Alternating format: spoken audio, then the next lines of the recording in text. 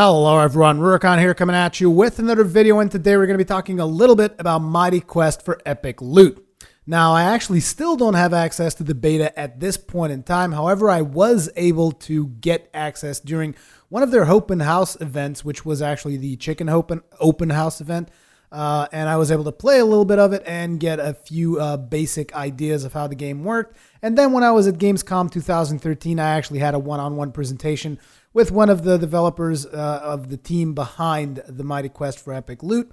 And that allowed me to gain a little bit more insight about the game. Now, unfortunately, I was expecting to already have beta access at this point so that I could actually give you guys a proper, normal gameplay video with me playing it, but that has not been the case, and that is the reason why you're actually watching just some random footage in the background as opposed to me actually playing it.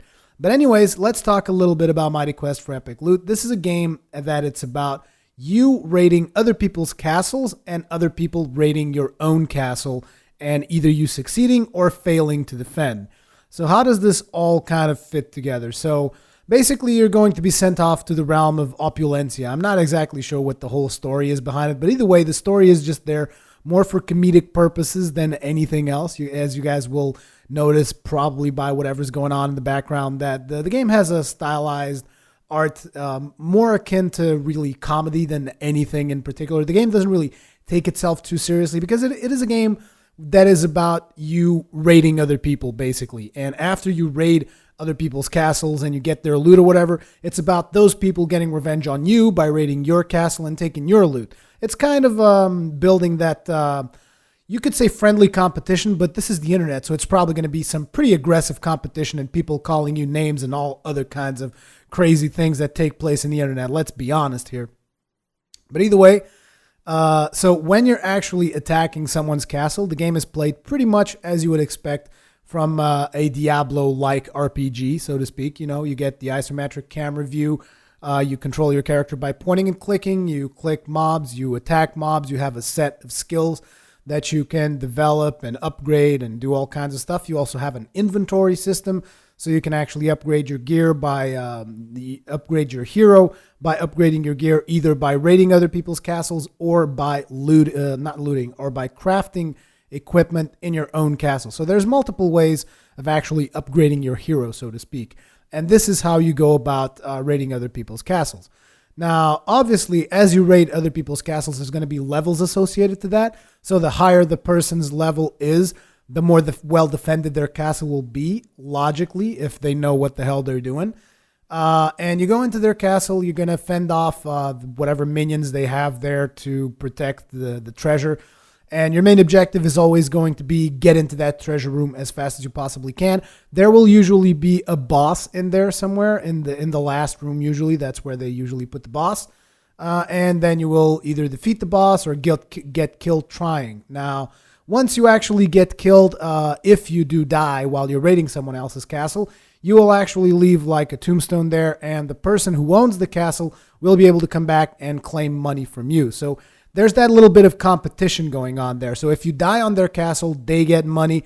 If you defeat their castle, you get money. And it's always going to be money that they take from you or that you take from them. So it brings, like I said, that competition into the game in that kind of sense of, oh, I'm going to get you back. You know, I want revenge for what you've done to my castle, or I want revenge for dying on your castle, or, you know, that kind of stuff. But either way, that is the aspect of raiding other people's castles.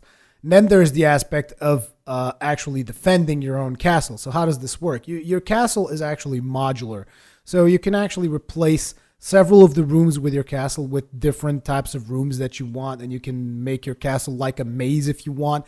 There's a lot of choices. However, you also need to upgrade your castle to have access to everything. So upgrading your castle is a major aspect of the game, and it is one of the aspects that I liked the least when I actually played the game. And I will tell you guys in a couple of minutes.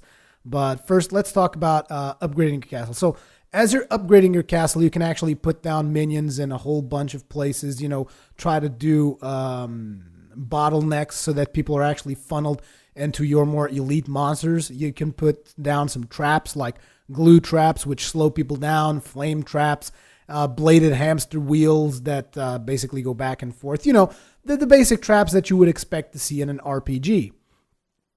And so, as you can see, it brings a little bit of tower defense, if you will, to the gameplay style. And that's kind of how defending your castle works. Now, I know that I'm not going into an extreme amount of detail here, where usually in my videos I tend to do that, but that is because without me actually playing the game, it gets a little bit hard to actually get that point across to you guys. But anyways, just bear this in mind. There's like two resources in the game, right? There's gold and there's life force. You can get both of those by raiding other people's castles, but you can also build mines on your own castle, which will then provide you with that resource, because those mines will like work just 24/7. So if you log out and then you come back like a couple of hours later, you'll be able to get those resources through your mines. Now, one of the main complaints that I had when I actually played the game was the fact that like upgrading your castle takes like 30 minutes, unless you want to speed time up by using the actual in-game currency, which was blings. And this thing was at the time that I've played. I'm not exactly sure if it's still like that or not, but I believe it is. So basically, you want to upgrade your castle Hearthstone. I think it's called Hearthstone. And in order to upgrade that, you have to spend a set amount of gold or life force. I'm not exactly sure which one they're using, because they recently did a switch in those two resources. Like they switched what each resource could actually be used to upgrade for whatever reason. They said it would actually bring more balance to the game. But either way, you could just like pay gold or the life force, which are the two game currencies, to upgrade your castle Hearthstone. But then the thing was, you would put that in upgrade mode, and it would be like, okay, that's going to take half an hour. And that really, really took me off the game. It's like, so it's like a Facebook game. That sucks. Like, that was my initial thought, like straight up. And that kind of took me off the game so much that once I got to that point where I would have to wait half an hour at a time in order to actually continue to progress, because obviously I could go and raid more castles in those half an hours. But the thing is, I wanted to upgrade my defenses because my castle was open to being attacked by other players. And since like if my castle was open to being attacked, they were basically taking my gold. Sure, it's not that much, but it's still like, you know, I'm a min-maxer by nature, so I would always be like, man, they're attacking me, they're taking my gold, need to upgrade my castle, it's going to take half an hour. God damn it. So that kind of really turned me off of the game, and that's the first thing that I told the guy at Gamescom when I was at that one-to-one presentation with someone from Ubisoft's team. The first thing I told him is, look, I have a big problem with your game, and the big problem that I have is the fact that this whole castle thing, the way that you do the upgrades to the castle and it takes like 30 minutes, it makes it look like a Facebook game. And so at that point, he just turns to me and says, yeah, we agree with that. That's not the way we want to do it. And I'm like, awesome. Okay, now we can actually start talking about other things, because it's like if he had told me then that like, no, our design decision is like you have to wait and it's going to work like a Facebook game, I would have been so disappointed that I'm not even sure what I was going to ask next. But since he told me that, we then start going on a discussion. I'm like, so how's that going to work? And basically, instead of you actually having to wait for 30 minutes to do that stuff, they want you to actually get, there's going to be a crafting system that's going to be in place. At least that is their plan. It's not implemented yet. But what they told me was that they're going to implement this crafting system into the game, where in order for you to get upgrades, you will have to actually raid other people's castles. And as you raid other people's castles, you will eventually get drops that you can then use with this crafting system to upgrade your castle, and it's going to take significantly less. And I think that then they're going to give you the choice, like, do you want to wait half an hour? Sure. Or do you want to go raid someone else's castle, get these materials, come back, and the upgrade is going to be shorter? And it's like, that is a much better design decision, in my opinion, because at least it's like, look, you can put this thing upgrading, and then you can go do something else, which will help you speed up the process of this thing being finished. You know, because I mean, just waiting for 30 minutes, like I said, it feels like a Facebook game, and it's not something that I really want to play. If it's something like I'll go play now, and then it's like, okay, now I got to go away for like an hour or something. But it still has a couple of those elements in there. Like I said, you do have those mines, which are basically working 24/7 to get you gold. So it does have that element of like, okay, I'll come back later, get some gold. But the thing is, getting gold and getting life force, you can just like go raid castles until your fingers start bleeding from clicking the mouse over and over. So, I mean, I don't really think that is a limitation, but the way that it just stopped me in my tracks when I was trying to upgrade the castle, that was a big deal for me. That's why I'm kind of emphasizing it so much. Either way, they also told me about a new class that they were going to be releasing. Unfortunately, it has already been announced in their website. Like, I was planning on already having beta access by now, so I was hoping to bring these news actually a little bit fresher to you guys, but no, the new class has already been implemented. At the time, they told me it was going to be a female mid-range character, which I assumed was going to be some kind of a female with either a bow or, I don't know, some other mid-range weapon. But it seems that it's actually a female with a big-ass axe, and she's kind of into rock and roll and heavy metal, so that's kind of cool. And that class is actually, out of all the classes that are available in the game right now, that is actually the class that I seem to like the most for whatever reason. I mean, obviously, I'm kind of a metalhead myself in a way. I mean, not too much of a metalhead, but I guess that kind of spoke to me a little bit when I saw her just, giving that metal sign with her hand, like just rocking, and I don't know, kind of like that. Either way, so that is going to be a new class that you guys can expect that's going to make its way into the game eventually. Another thing that they told me they wanted to implement was clans. Now, he didn't really give me a lot of details. The reason he mentioned clans was because I was asking, so is it going to be possible for players to actually do co-op, like dual raids and stuff like that? And he said, nope. It's not that it's not possible. It's just that it's something that they don't want to do, because the whole concept of the game is designed around you attacking your friends' castles or you attacking random people's castles and they attacking you back. They don't want you ganging up on someone or anything like that. They spoke maybe some kind of a synchronous co-op, so maybe some way to collaborate with your friends somehow, but no real-time co-op is going to be implemented. So it is a multiplayer game, but most of the time you're going to be playing by yourself, and the multiplayer is more in the interactions that you do in regards to the castles that you're going to raid, and as well as the people that are going to raid your castle. He also told me a little bit about how they're going to be working on some more upgrades for monsters that are going to be changing the way that the monsters actually work, as opposed to just making them stronger. There's going to be several upgrades that are actually going to change the way that monsters work, and they're going to change the way that the different synergies that you can get with those monsters. They also said that in terms of the real money currency, they don't want people to be able to buy castle upgrades. There was a big deal about that, if you guys remember Total Biscuit's video, because people could just upgrade the crap out of everything with blings, and that was a little bit too much, and so they definitely got the community feedback on that. And he told me that he was actually really happy that the community was so quick to react to that, because now they know what their community wants, and obviously they're going to try and avoid that particular path of making everything available for people to purchase with real life money.